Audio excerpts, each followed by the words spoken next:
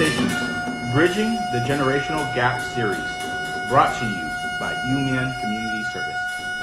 yêu miền có hòa ở than thảo tỏi kia tỏi bó tàu tàng nghe cho lầu yang yêu miền họ tàng đi với con tôi tại thảo mày bùa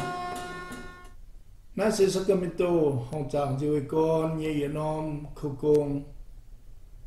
yêu miền có hòa yêu miền conversation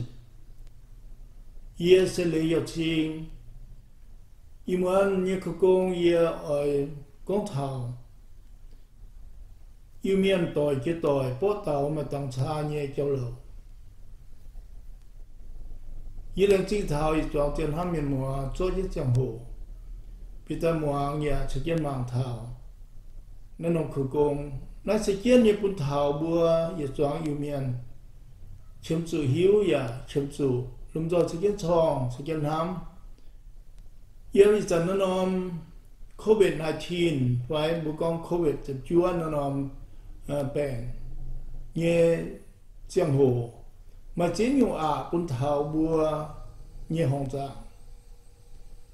hôm nay bùa ở tụi ta con thảo sẽ về bún bùa lùm rồi hay tụi ta mạng và lùm rồi hay tụi thảo chân hám thảo tôi kia mai như kita ta dễ anh hay mai nhẹ bó miếu đảng hiến ý muốn ye tụi chính làng quay khẽ tông nên tụt bên miền lùn miềnในจังhồนี่à tụt thành kiến bùi yêu miền nhé cho biết chơi cho công nghiệp bùi yêu miền là hồng tràng ta tụt chịu lệnh hàng ý nói đi bên tây miền ý bùi à tụt kín nên ta bên ý bùi nhé biết chơi em nói yêu miền hồng tràng rồi con bên ý bùi nhé executive director về cho công nghiệp như bây giờ hồng tràng về phun bụi email hồng tràng hay my people tham mình nếu chính nên chip ý nhé quan chính hòa bị tao về tao thảo nhung ba hoa nải tôi ý muốn mai nhé nếu làm miền này bùa sẽ hiểu biển câu nhuận bởi vì mình hiểu tôi nhé tôi miền bùa sẽ không nói hiểu yếm làm mình phun đi can trong một cái tổ toàn tội lên gì Okay. Lành chính sắm mỏ và mẹ con thảo miền lùn miền bờ nó hai lùn nọ có thể và mẹ này thảo mẹ con mình cái tuổi này như tụi miền bùa nó yếm bờ tại nó tụi buông nó phải nó là nồng này cao nhuận họ là chúa thảo nó recently nó bữaสิ่งที่ตัวจะมาตัวเมียนบัวนั่นนะช่วยอันนี้ตัวเมียนบัวแต่เหววันจริงเนาะแล้วจริงเปลี่ยนวันจริงแล้วแบบไม่ก้องแต่ว่าแบบเจียนเนี่ยอันนี้ว่าเมียนน่ะนั่งเดียงแล้วอินทอยนะบุกงบุญย conversation นะบุกงนะเยอะๆจุดหนึ่งแต่เจนอากิว่าจอบเจนเปแบบยันแต่แรงสิ่งไม่ทำไม่hiểu hiện tại ý muốn na sau này buổi conversation con hòa na con thảo buổi miền nhé issue na buổi cháu to miền lô miền sao miền sang miền lùn miền na nhé cháu rồi na lành chính xác ý muốn nhé tiền nhung giờ thôi mà tham thảo tôi yếm COVID-19 phải COVID chụp chúa ta nhé tôi hàng lên mà tham nhé ya ở chỗ công nghiệp béo em mà tham nhé ya mà tu công giàu mà chính là say ấy ya chủ bùng đó ý thôi mày than thảo tệ tổ mà nhé yếm béo chỗ công nghiệp béo bùng miền mùa tôi hít tu con COVID-19 phải COVID chụp chúa nó chỗ bún bùa mà không làm được hoàn sao nên gì ổ cả nên gìด้วยตัวนั้นหลายจุดนั้นบวยโควิดนะบวยเมียนซ้ำเมียนลุนเมียนโกเมียนปัจจัยจุดมาออฟฟิศเมียนจุดคงยิ่งเปี้ยวฮะแล้วตรงจุดคงว่าแต่นั้นบวยหลายโอ้จุดคง yếm béo này hệ hả lừa yếm chủ xuất kèn ở mình con này yếm chủ xuất kèn mình hại chỉ xin ta công ta yếm này bữa chụp bà công nè thảo béo nhỉ nó chủ mình hại ở hệ tiền á cho con béo nè bởi kinh doanh là cho con béo nè tiền á bún bún miền tung bữa cho con miền thế na phun ta bữa hát sản công tăng nè bữa để ba nè công tham nè bữa chúng hiếu ở bữa cho đào dồn hoa đào thảo tiền cho hồ nè mà công tham rồi nó bữa tại cho cho mình mà tham nè bữa miền luôn miền cho con béo mà phải chơi ở chỗ to phải chơi rồi lại chỗ là covid tụi mình họ toàn họ phải chơi yếm béo nhỉ ở chỗ cố này phải chơi á mà tham em mà tụi mình chọn béo yếm béo tụi mình nhớ lại nè quạt yếm béo nha quạt biển nha chuẩn tế to mình tất lại phải to mình quăng hòm mỏ phải nè bữa lại tụi mình là lại tụi biển hạ mày bây giờ phải chơi em tiêu nó bữa suốt kèn mình con anh hay bữa con chuẩn bà bữa miền tôi hiểu cho con béo là kèn bữa giờ mental health một con thảo bữa giờ con pháp nhé trong chi như cháu trên thảo là mental health nè rồi chủ mai rồi cho hồ nên nó có rest nên anh tụi hít hít quên nhé bữa chỗ công hắn là bữa mai cho hồ hít quên nè tiền hoa bữa anh xuất tiền dùng bèn nhé bữa hiu rồi quân bữa nhé miền tung yếm béo tung mai phải chơi yếm béo chỗ công nhé cổ bữa tụi miền quân bữa tụi miền rồi tung chuẩn xăm hải tung hẹp xăm hải bữa lười phải cho nhung phải là hẹp hăng phải chuẩn hăng là nó bữa cho con em mình nhiều khó nhỏ rồi con chồng tế cháu nó là rồi cho con em béo nè hệ miền lại tôi hệ thăm nếu chỉ mấy chút tao giờ bị mình thao ye này như vậy mà con chiều mà ở con chiều bữa tế tung bữa cho con em miền nó bữa YouTube bữa cho con em béo là khó tao phải chơi khó tao tụi miền là khó but very important là bữa cho communicate muốn communicate bữa tụi miền muốn communicate bữa như con này chiến nha bữa như con là sẽ con hạt sản tiền ở tu để ba là bữa chúng yên chúa chơi computer hít tăng cho mình nằm zoom meeting hít tăng cho mình nằm zoom meeting rồi nay yêu bữa tại miền luôn tung yên biết cho con là bữa parent communicate and có thể chẳng hòa bữa to communicate to them so that they understand that there is a lot on our plate and it is very stressful because oftentimes like I said earlier work begins and ends just kind of really blend, and so the key really is to communicate. We can't expect our parents to understand this work from home, and so it's being patient with them, letting them know, letting them understand that this type of work can be very stressful. And at the end of the day, we have to take some time out for ourselves. As I said earlier, for mental health reasons, for William Gong Pham là bữa thought là hỗ trợ to take a rest. Weekend là bữa lọ tòng mình tụi con bữa con Monday to Friday em béo là weekend play all day we just put yourself in that bad cycle. Lộn tới weekend nhất hồ có mấy mai phải chơi luôn, có mai tụi mình hai to nữa mình dạo mình park phải xuất tới béo dạo này thành bữa thăm họ bữa we need those breaks to get away from that everyday routine Monday through Friday. So I encourage that we keep an open dialogue and constantly communicate and have patience.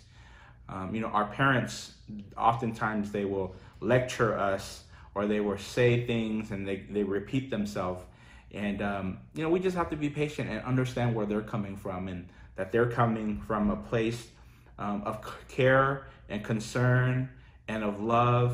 And you know, they may not know that just because you're at home, you know, you're working, or you know, you're waiting for that next meeting. So you have to be patient with them, ask them to understand and be patient with you,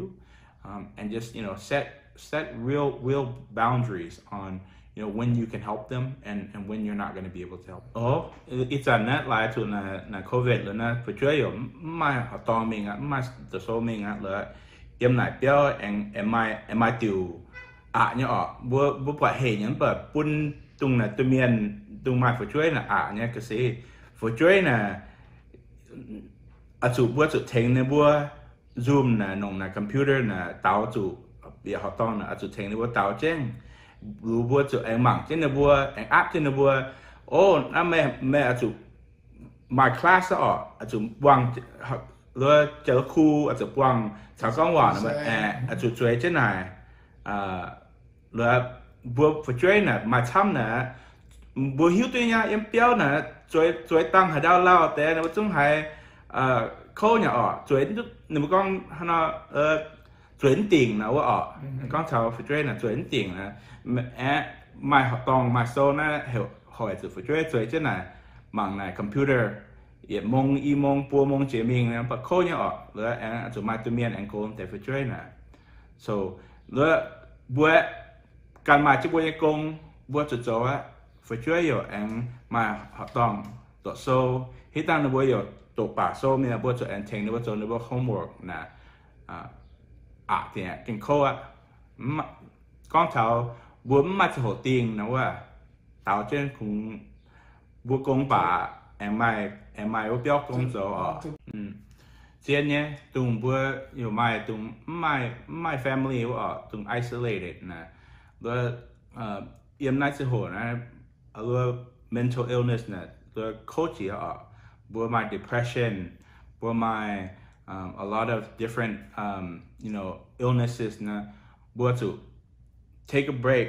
lo bữa nhé tuổi nè bữa to lo nè bữa con phone phải mai sự hồ mình quăng nè bữa phải nè bữa nhé covid nè bệnh nè xiển té nè bữa bún bữa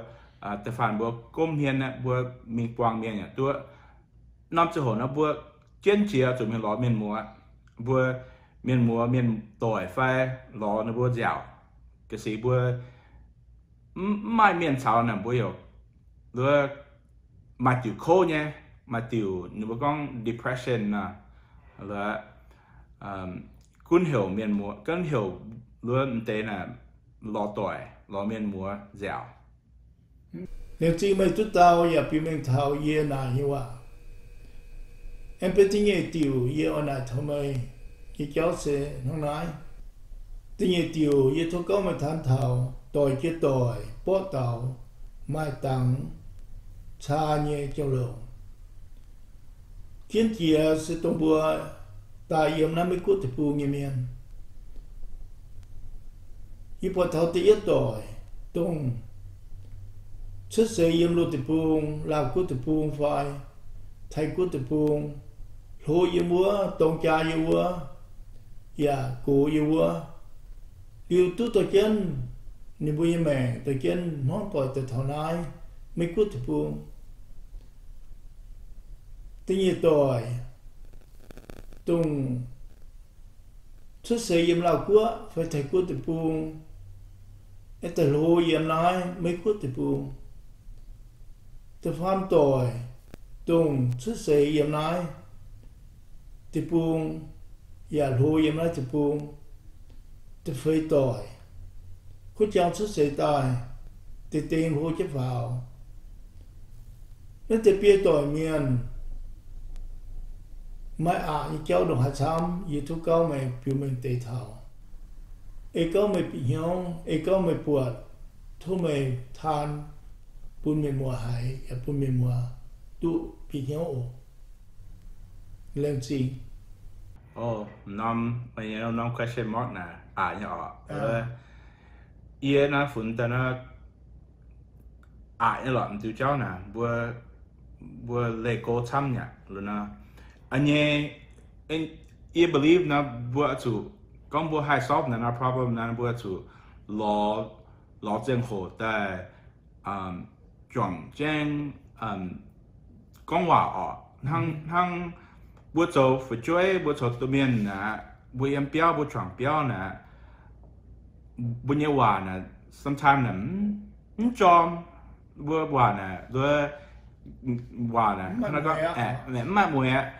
or sometimes na bữa hòa na bữa nghèn nha bữa出的不还phụ trách mong hòa fan cho nhung fan này bữa cho nhung bóng oai fan nó bữa hòa出này bữa chào hẹp hăng rồi bún phụ trách này nó bữa âm béo này nó bữa hai từ miền chắc chắn hẹp con này bữa ha phải chào này bữa ha hiểu này bữa tuần số này tuần số tuần nhận là game tuần bằng để phụ trách nó rồi bữa hai chiến chiếu hòa này chia tuần cũng hai tới chiếu hòa nó bữa hai trăm hả rồi bữa chờ nếu con turn off nhỏ nếu chúng mỏng áแต่ฟันว่าหายเชียnếu chúngหายyếu nhỉ bút chia nhỉ chúng yếu nhỉ rồi nó yếu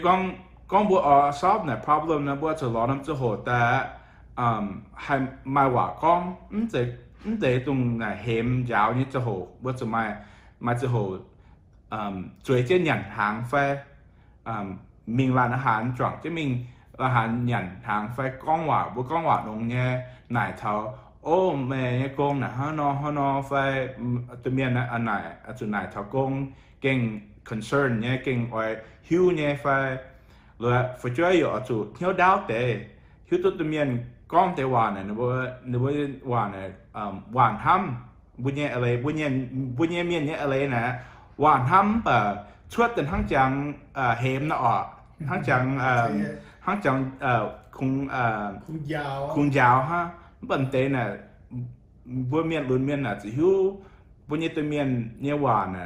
này aiในบนห้ำในบนแต่ว่าช่วยออกในบนยัง concern ออกเลยนะน้ำ issue นะเช่นยังหรอเองด้วย solution นะเปิดกล้องบุ้มมาจะโหกล้องว่าตัวเมียนสาวช่วยกล้องว่านงแง่ตุงจบตัวเห็นตัวว่านะให้ fix it no problem นะบัวแต่เลยโกใช่ไหมฮะบัวจะรอกล้องตัวเมียนไฟรอชาวช่วยจอมในบัวนะจะรอจะโหฉันว่ากล้องว่าตุ้มแต่เห็นในบัวนี้จะโหว่าฮะมันตุ้มยาวในบัวนี้จะโหจะรอแล้วจะโหแต่กล้องนงแง่เหี่ยวในบัวช่วยตอนไฟเสียไฟมิงลานหานหยันหางฉันว่ากล้องว่าตอนเตะเราจะโหนะช้ำแต่เราบัวให้fix นะ problem อ่ะกล้องบุ้มทั้งนั้นบุ้มบอลจะโหแต่จ่องจะกล้องว่าหนงนะบัวแต่เลโก้ฮะมันหายฟันอ่ะyếm mai gàng á bởi mấy con chiều hòa thì ở tàu chơi con mấy con tàu vừa vừa yếm nó từ bùng nó từ ba anh có hệ tệ ở bên nhà vừa tặng như cháu nè anh có hệ tệ cái gì vừa hiếu tư chẳng nhẹ lệ vừa phải chơi hiếu tư chẳng nhẹ lệ but yếm vật là nó every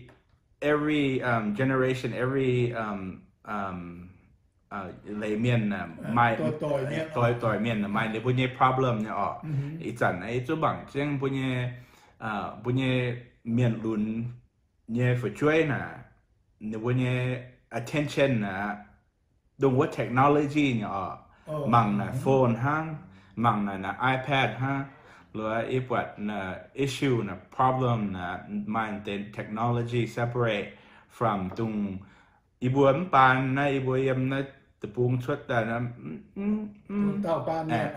mai là technology là ít dần bớt lún thế na hát tao hiểuนั่นจะน่ะ smartphone ฮะอ๋อนะ tablet นะ iPhone นะมั่งนะอีฝุ่นแต่ไม่ติวนะเห่หรอแบบไม่ติวแบบเนี่ย